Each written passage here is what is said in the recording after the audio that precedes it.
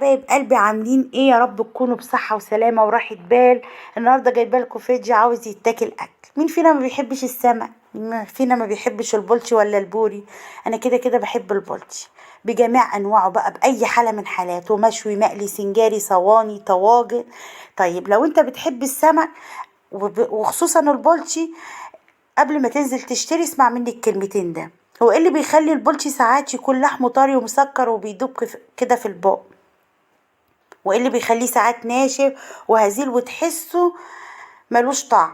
نوع السمكة. والله زي ما بقولك كده، نوع السمكة. في الفيديو ده مش هدخل اقولك تفاصيل وانواع البولتي، بس هقولك على تركاية تجيب بيها احلى سمكة. اشتري النتاية مش الدكر، وادعيلي. النتاية في كل حاجة جميلة جدا. طب اعرف ازاي الدكر من النتاية؟ النتاية دماغها صغيرة وبطنها عريضة، غلبانة والله، ونازلة بدوران زي السمكة اللي قدامك دي. يعني من الاخر السمكة تملى كف الايد كله بالعرض. انما الدكر بقى دماغه كبيرة، مكبر دماغه دايما، وبطنه كنزة مش عريضة. ولو مسكتها على كف ايدك مهما كانت كبيرة هتلاقي فيه صباعك باين كده من ايدك. طيب الاتنين حلوين، بس كلامي للأكيل اللي بيحب البولتي. وسواء بولتي أو بوري، بالهنا والشفا للي هياكل، والاتنين بألف هنا وشفا. بس السمك دوت مزاج.